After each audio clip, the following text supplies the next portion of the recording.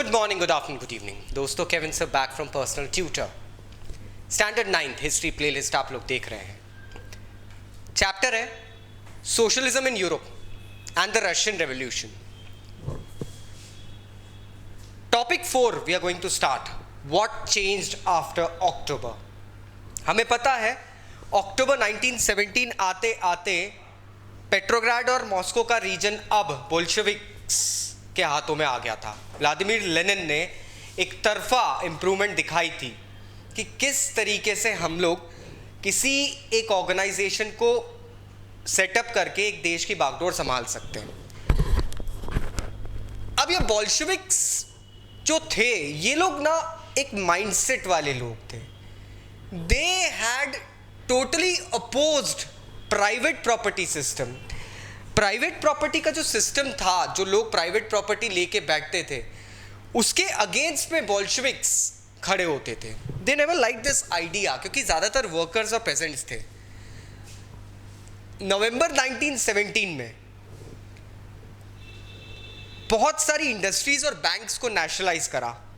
ये था लेनिन के जो 3 फेजेस का प्लान था, 3 थीसिस जो थे उनके, वो प्लान के अंदर। इसका मतलब ये हुआ कि गवर्नमेंट ने नेशनलाइज करना मतलब क्या होता है, let me explain it to you. जब गवर्नमेंट किसी जगह का मैनेजमेंट और ओनरशिप ले लेती है ना, तो उस जगह को कहते हैं नेशनलाइज करना। That was what was happening over here. Land को एक सोशल प्रॉपर्टी डिक्लेयर किया गया था। पेजेंट्स को ये कहा था कि आप तो नोबिलिटी की लैंड सीज कर लो भैया। अब now this was something that was a bit harsh. Bolsheviks ने ये बोला कि अब घरों को डिवाइड करा जाए, जो रिच लोगों की प्रॉपर्टीज वगैरह है उनको डिवाइड करो। एक पेजेंट को जितनी ज़रूरत है उतना एरिया वो लेगा, बाकी का एरिया दूसरा पेजेंट लेगा। ऐसा नहीं कि पूरा घर वो ले ले, ऐसा नहीं होना चाहिए।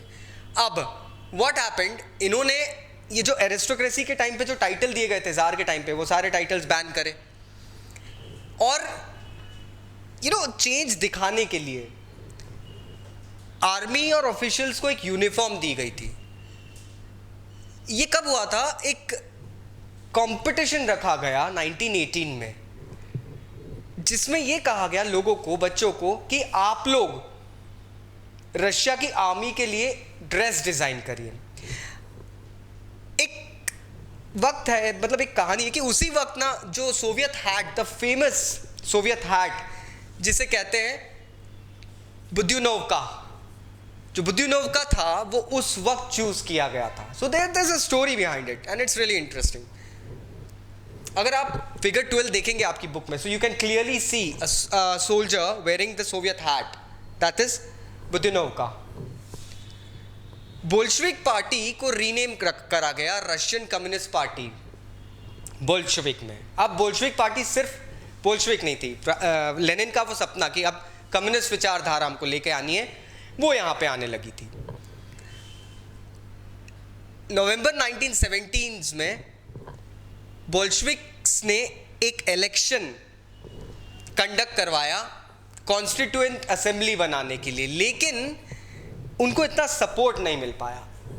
जनवरी 1918 में असेंबली ने बोल्शेविक मेजर्स को रिजेक्ट कर दिया कि ये क्या कर रहे हैं। लेनिन ने खुद असेंबली डिसमिस कर दी, क्योंकि लेनिन का ये सोचना था कि जो रशियन कांग्रेस ऑफ सोवियट्स है, वो असेंबली जो कि इलेक्ट हुई है अनफेवरेबल कंडीशंस में, उससे ज्यादा डेमोक्रेटिक है।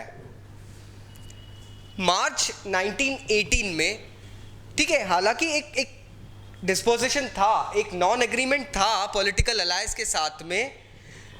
बोल्शेविक्स ने जर्मनी के साथ में पीस पैक्ट कर लिया। ये हुआ था ब्रेस्ट-लिटोव्स्क में। इसके बाद में आने वाले टाइम में क्या हुआ? Bolsheviks became the only party to participate in the elections for all Russian Congress of Soviets। अब रशिया जो कि आगे चल के पार्लियामेंट बनने वाली थी, तो इसका मतलब ये हुआ कि रशिया अब बन गया था 1 पार्टी स्टेट। जो प्रॉबेबली आज तक है व्लादिमीर पुतिन के टाइम पे दोस्तों, अगर हम बात करें तो things are the same. Trade unions जो थे उनको स्ट्रिक्ट पार्टी कंट्रोल में रखा गया। सीक्रेट पुलिस, जिसको चेका कहते थे पहले, बाद में उसे ओजीपीयू और एनकेवीडी के नाम से भी जाना गया था, सीक्रेट पुलिस थी दोस्तों, जिसको केजीबी बाद में कहा गया। फिर अभी अभी दैट इज केजीबी। वो जो बोल्शेविक्स को क्रिटिसाइज करता था ना, उसको वो सीधे अरेस्ट कर लेते थे, पनिश करते थे। बहुत यंग आर्टिस्ट और राइटर्स इस वक्त पार्टी की तरफ आने लगे। क्यों? क्योंकि उनको लग रहा था कि party somewhere taking them towards socialism और एक चेंज आने वाला देश में। अक्टूबर 1917 के बाद में और चेंजेस आने लगे रशिया में, एक्सपेरिमेंट्स होने लगे आर्ट एंड क्राफ्ट में, आर्किटेक्चर में। लेकिन बहुत सारे लोगों को अभी भी ये समझ में नहीं आ रहा था कि जब हम ओपननेस रखना चाह रहे हैं तो फिर ये सेंसरशिप और ये जो एक कंट्रोल है ये क्यों रखा जा रहा है। तो इस कारण से बहुत सारी ओपन माइंडेडनेस जो होता है उसको ना कहीं दबाया गया था। There was a confusion going on. So I hope the topic is clear. Still अगर कोई डाउट्स है तो नीचे कमेंट बॉक्स में कमेंट जरूर करना। This is Kevin sir signing off for the day. Thank you very much, take care, I will see you again, bye bye.